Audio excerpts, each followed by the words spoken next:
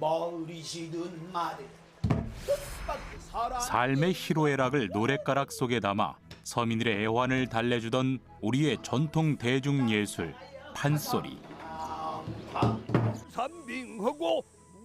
강렬하면서도 거친 소리에 우리 민족만의 정서와 감성을 담아내며 그 전통을 이어오고 있다. 판소리가 갖고 있는 음악이라고 하는 것이 굉장히 독창성이 있고 이렇게 멋진 음계가 있을 수 있을까라고 생각을 할 정도로 무엇보다도 소리꾼들에게는 서양의 성악가나 현대의 가수들에게서는 찾아볼 수 없는 매우 독특한 성대의 특성을 갖고 있는데 과연 판소리의 숨은 의학적 비밀은 무엇일까? 무도인들은 손에 보면 아주 딱딱한 굳은살이 생기잖아요. 일반적인 굳은살과 다르게. 그러니까 마찬가지로 판소리 하는 분들은 성대를 단단하게 만들어야지만 아주 높은 소리를 내고. 서양의 성악은 두성과 비성 같은 공명기관을 울리며 소리가 만들어지는데 음색이 맑고 청아한 이유가 바로 이 때문이다.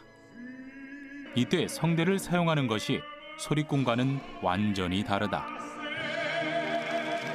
소리를 낼 때 그 서양의 음악은 공명을 중시해서 이 후두 목구멍을 확 열어가지고 소리가 다 밖으로 다 나와서 이게 입 안에 구강이니 비강이니 뭐 두강이니 하는 그런 공명할 수 있는데 공명을 다 시켜서 소리를 내니까 부드럽고 맑게 나는 것이고요.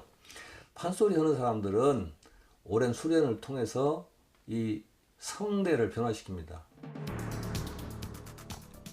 그렇다면 소리꾼의 성대는 어떠한 다른 특성을 보이는 것일까? 먼저 성대란 무엇이고 어떻게 우리 몸에서 기능을 하는지 알아보기로 했다. 목구멍을 가로막고 있으면서 공기가 왔다 갔다 할 때마다 열렸다 닫혔다를 빠르게 반복하는 이것이 바로 성대다. 성대를 여기를 후두라 그러죠. 우리가 목젖 있는 여기가 되거든요. 이게 갑상선이고, 그러니까 후두를 울려서 음파를 만들어내고 그게 통을 통과하면서 음색을 만들고 입을 나오면서 이제 발음이 나와서 가기 때문에 이 전체가 움직이는데 특히 이제 소리를 만드는데 가장 중요한 부분은 이제 성대죠. 성대는 이 갑상연골이라는 곳 가운데 있는데요. 우리가 이걸 이렇게 열어보면 이렇게 보면 여기 하얗게 보이는 이 부분이 바로 성대가 됩니다. 그래서 이 성대가 두 개가 서로 진동을 하면서 양쪽이 두 개가 만나서 진동을 하면서 음파를 만들게 되죠. 그 음파가 이제 목소리의 원천이 되게 됩니다. 즉 우리가 소리를 낼 때 성대는 보통 100에서 200번 정도 진동을 하게 된다.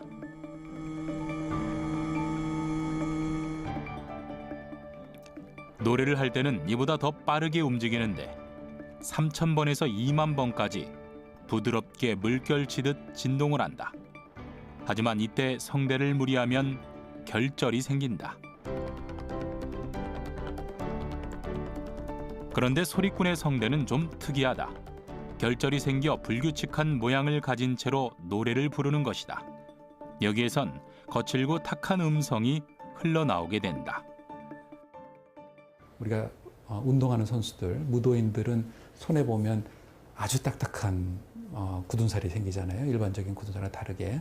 그러니까 마찬가지로 판소리를 하는 분들은 성대 자체에 무도인의 그런 단단한 굳은살을 만드는 것처럼 성대를 단단하게 만들어야지만 아주 높은 소리를 내고 그다음에 아주 오랜 시간에 소리를 소화할 수 있게 됩니다. 성대를 사용하기보다는 공명을 활용해 노래를 하는 성악과 달리 판소리는 그야말로 성대를 최대한 이용하여 소리를 내고 있는 것이다. 근데 그 판소리의 특징은 뭐냐면 보통 일반적인 사람들 성악적인 소리의 음역은 여성은 뭐 소프라노, 남성은 바리톤, 알토 이렇게 바리톤, 테너 이렇게 구분이 돼 있어서 남자가 쓰는 영역과 여자가 쓰는 영역이 다르게 구분이 돼 있는데요. 판소리는 그렇지 않아요. 남자가 쓰는 영역과 여성이 쓰는 영역이 동일하게 돼 있기 때문에 이 남자가 소리를 내면서도 여성의 음의 높이만큼을 올라가야 되는데 보통은 이제 이렇게 가성식으로 쓰면 쉽게 올라가지만 진성어를 쓰면서 생소리로 내면서 그 높은 음역의 소리를 내야 되는 게 굉장히 어려운 테크닉 중에 한 가지죠. 단련에 단련을 거듭하여 만들어지는 고난의 산물 판소리. 우리 소리가 더욱 위대한 것은 그 어려운 과정을 이기고자 하는 소리꾼들의 정신이 담겨 있기 때문이다. 그리고 그것이 바로 득음이다. 맞아 먹듯